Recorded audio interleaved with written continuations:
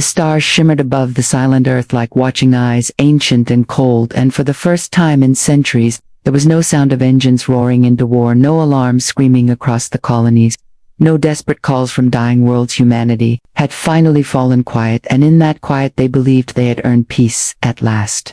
The fleets lay anchored in their orbits, their hulls scarred from battles that had rewritten the fate of Have.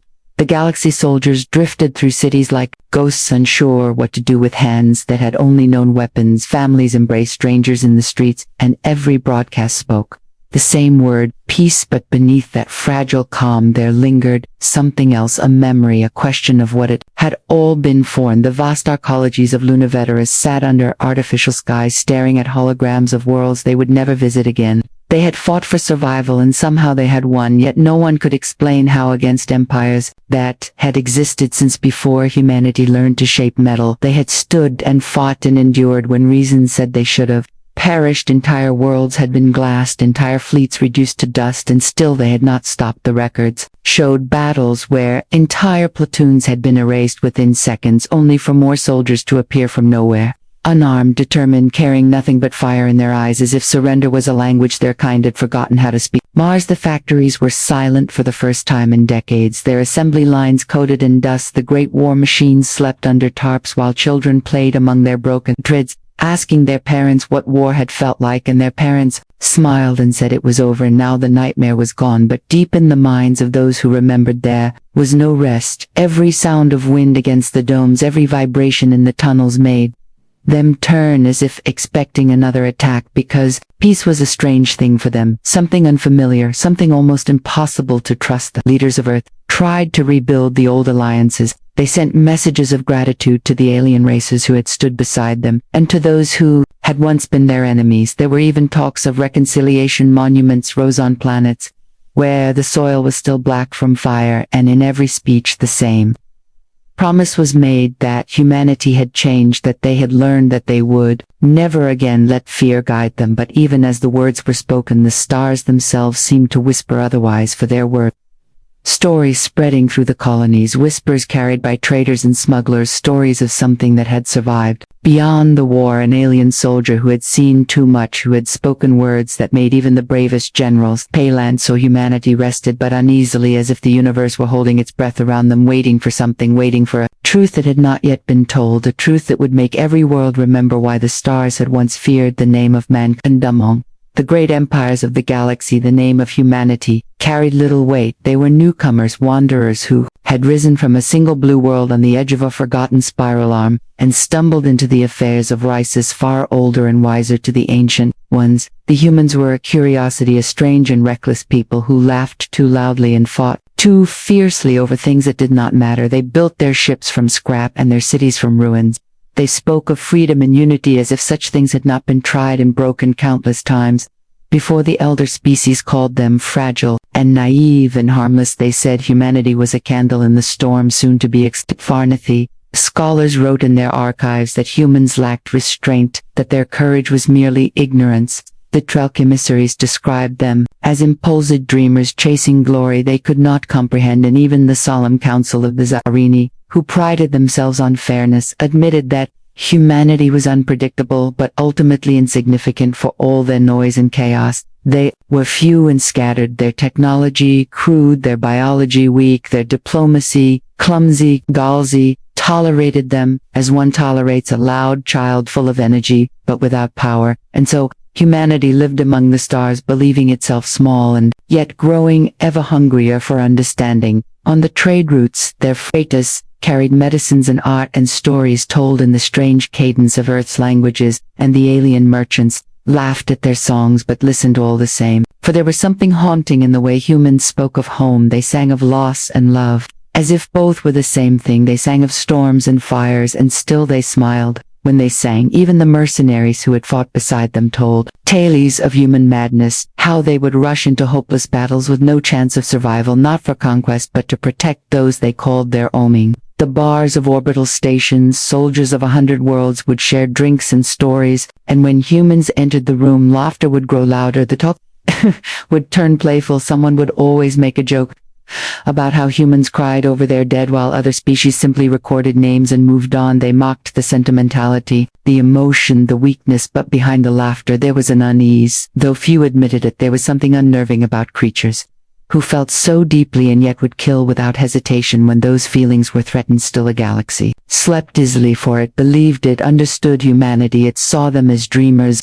harmless explorers with a touch of insanity, and perhaps that was true for a time, until the day came when an old soldier from a distant empire broke his silence and stood before the Galactic Council to speak, not of pity, not of mercy, but of fear, for he alone among the veterans of the Great War had seen what humanity truly was beneath the smiles and songs. Beneath the talk of peace and hope, he had looked into their eyes when the world burned and realized that they were not children of the stars at all, but something far older, something that even the stars had once feared. Varric was his name, a soldier forged in the crucible of the Zelthorian Empire, an empire that had once ruled 50 systems with iron command and unshakable pride. He was a creature of discipline, born in the silence of war, trained to fight without hesitation, to obey without question, and to die without fear. His scales bore the scars of plasma fire and the etchings of honor carved by the priests of his world. He had survived battles that erased whole continents and had stood in the ashes of victory countless times. But when the war against humanity ended, Varric carried something heavier than the medals that gleamed on his chest. He carried memory. For years after the final armistice, he disappeared from the council chambers of his empire, wandering from one frontier to another, haunted by the faces of the beings he had fought. His comrades called him broken. They said the war had taken his mind, that he spoke in riddles about the fire that would not die. But when the emissaries of the Galactic Council sought someone to testify about the human conflict, Varric returned. And when he appeared in the Grand Hall of Zalira, the whispers spread like wildfire. He arrived without escort, wearing the same armor he had fought in, the one scorched black from the siege of Dralan. Its surface cracked and scarred his movements, slow but certain, his eyes dull yet burning from within. The council expected a relic, a bitter old soldier come to tell tales of triumph, but when he entered the chamber every voice faltered. Something about him carried the weight of truth, too heavy to ignore. He stood beneath the towering holographic banners of the empires, and for a long moment he said nothing. The silence stretched until even the air felt afraid to move. When the High Speaker of the Council finally addressed him, asking what wisdom he had brought from his wars, Varric raised his head and the room seemed to dim around him. He spoke softly, his voice rough from years of disuse, and yet every being in that hall felt the words vibrate through their bones. He said that there was a truth none had seen, that the humans were not what they appeared, that every empire had misunderstood them. He said that victory over them had not been victory at all, but survival by chance. The council leaned forward, eager to hear his tale, thinking it would be another account of bravery, another reminder of the Empire's strength. But Varric's gaze was far away, as if he still stood on the burning soil of Dralan 9. He said that when he looked into the eyes of the human soldiers, he saw not fear, not hatred, not rage, but something far colder and older. He said that they fought as if death itself had become their ally, and that the more they lost, the stronger they became. For every fallen comrade, another rose in their place, carrying the same fire, the same defiance. Those in the chamber shifted uncomfortably, for his words carried a weight that defied their pride. They had long believed humanity weak, but in that moment, as Varric spoke in a voice that trembled with memory,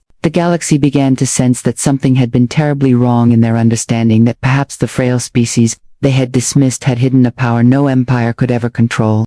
The chamber was vast, carved from living crystal and filled with light from 1,000 distant suns, each color refracted across the faces of the gathered delegates. The air itself seemed alive with expectation as Varric stood before them, all the leaders of the great empires seated on their thrones of pride and memory, expecting to hear another tale of heroism or victory. They had gathered for spectacle, not revelation. They thought the alien veteran would soothe their collective conscience, tell them that the war had been necessary, that the suffering had been justified. But the moment he began to speak, they realized they had been wrong. Varric's voice carried no triumph. It was not the voice of a victor, but of one who had seen too much. His words came slow, heavy, as if pulled from deep within scars that no healer could mend. He spoke of the first time his fleet met the humans above the frozen moons of Taralis. He said they expected surrender, they expected panic, and yet the humans came forward without hesitation, their ships burning, their hulls torn apart by plasma fire, but still they advanced. He said it was not bravery, it was something else, something the Zelthorian war priests had no word for. Council shifted, restless, some sneering, others smirking, for it sounded like exaggeration to them, a soldier's myth born of trauma. But Varric continued unfazed. He said that he had seen human soldiers walking through fire, dragging their wounded through storms of radio, and he said their ships would collide with enemy cruisers, intentionally tearing both apart, just to close the distance. He said they did not fight to win, they fought to end the fight, to make the universe itself notice them. One delegate from the Zyrene interjected, claiming humans were merely desperate creatures acting on instinct. Varric turned his gaze toward her, and in that gaze the hall fell silent again. He said desperation burns out quickly, but humans do not burn out. They burn forever. They do not stop because they have nothing left to lose. They stop because there is nothing left standing to fight. The tremor passed through the crowd, murmurs spreading through the assembly. The proud elders of the Galactic rise, uneasy in their seats. Varric raised a hand and continued, saying that the human soldiers sang as they fought, sang songs of their home, worlds of oceans and rain, and names of people who would never know their sacrifice. He said that their music haunted him long after the battles ended, because it was not the sound of rage but of mourning, and yet it made them unstoppable. The High Speaker tried to regain order, demanding that Varric cease his dramatic tallies and speak facts, but Varric smiled a tired, broken smile and said, "The fact is this, we did not win against them, they simply chose to stop fighting.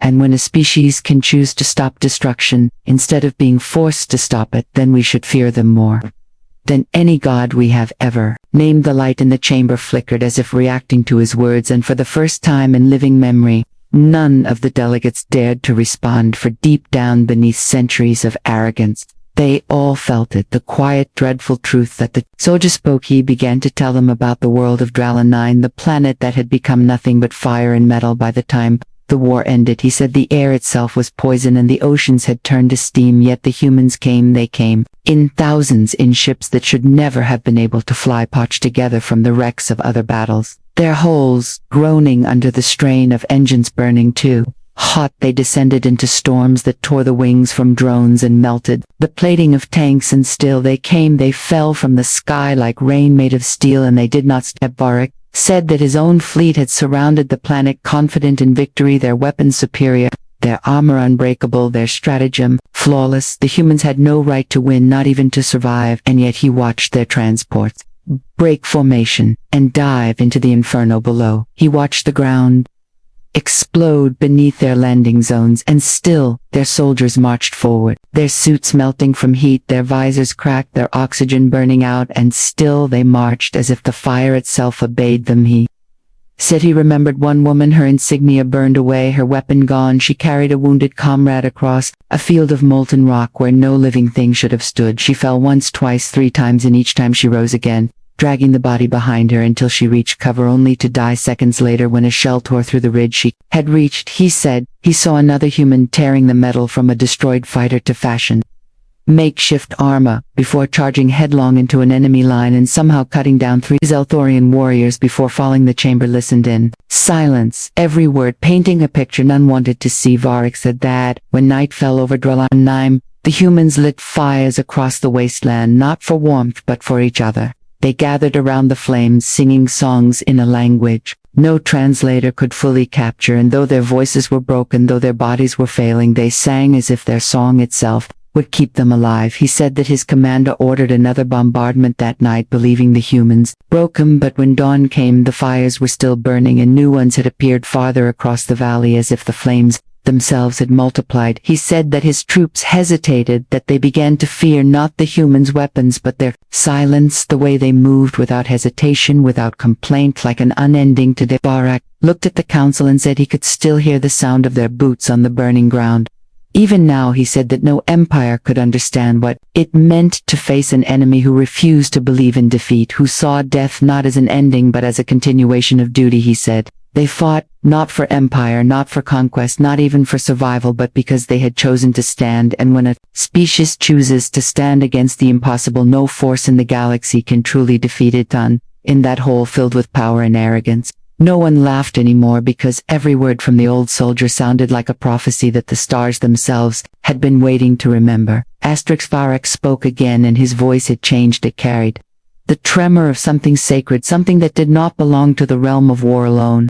He said that the humans were not only fighters, they were builders, healers, creators of hope in the very heart of ruin. He told the council that after the second siege, when both armies lay shattered, the human medics came first, not to tend to their own but to the fallen of every side. Salthorian wounded lay in the mud waiting for the mercy of death, but instead they saw human figures moving through the smoke, kneeling beside them, offering water-binding wounds with trembling hands, even as enemy snipers still fired from the hills. He said that the humans did not speak to them as enemies, they spoke to them as if they were brothers, and that broke something inside every soldier who witnessed. Eth said that their engineers were worse than their warriors because they could turn despair into invention. They would take wreckage that no machine could use and breathe life back into it. They tore apart fallen ships to build shields from their armor. They used the bones of the battlefield to make machines of salvation. Varric said that once his unit destroyed a human supply line, thinking the battle would end in starvation, yet within hours, the humans had converted the ruins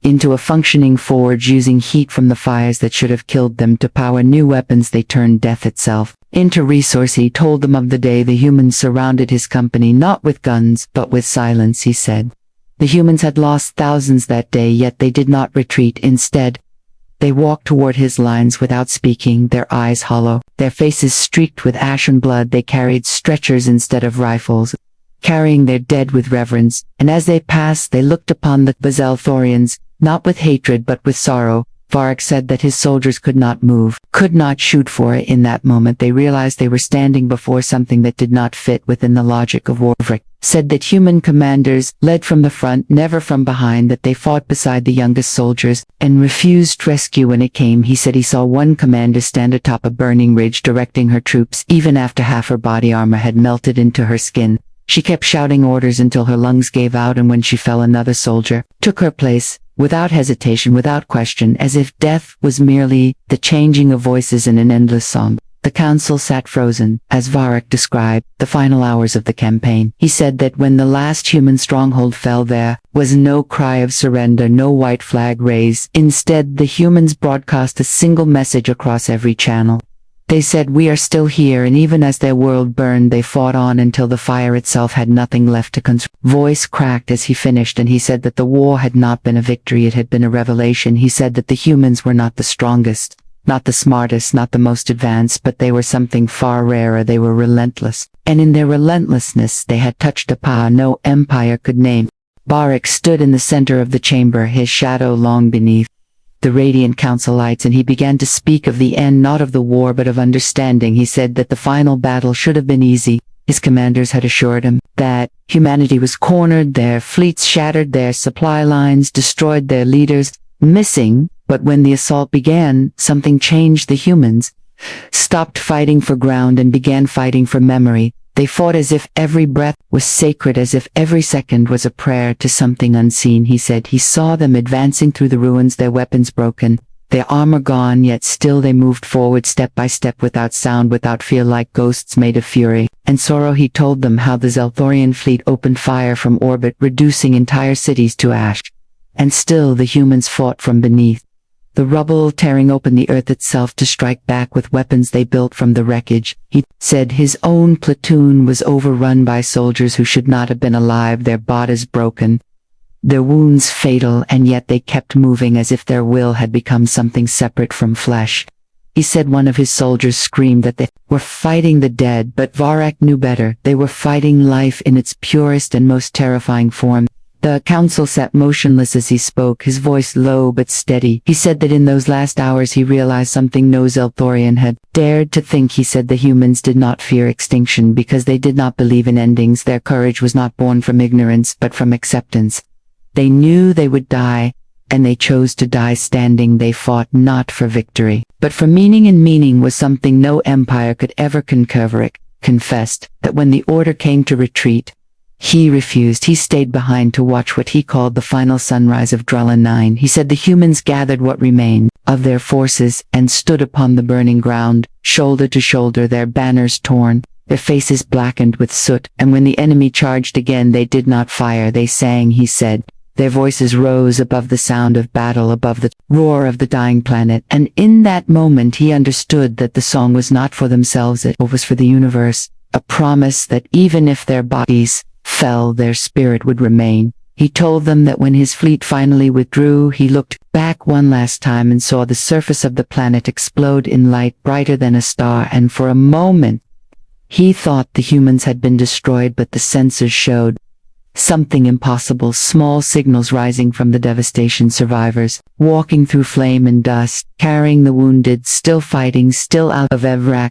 said that was when he knew the truth. The Zelthorians had not lost because they were weak. They lost because they were facing a species that could not be defeated. Only delayed humanity did not seek conquest or domination. They sought to test the limits of existence itself, and they had found that those limits did not exist. He said that was the day he stopped believing in victory. Because he had seen something stronger than any weapon, the unbreakable will of mankind. The chamber had fallen into a silence so deep it seemed to consume the light itself.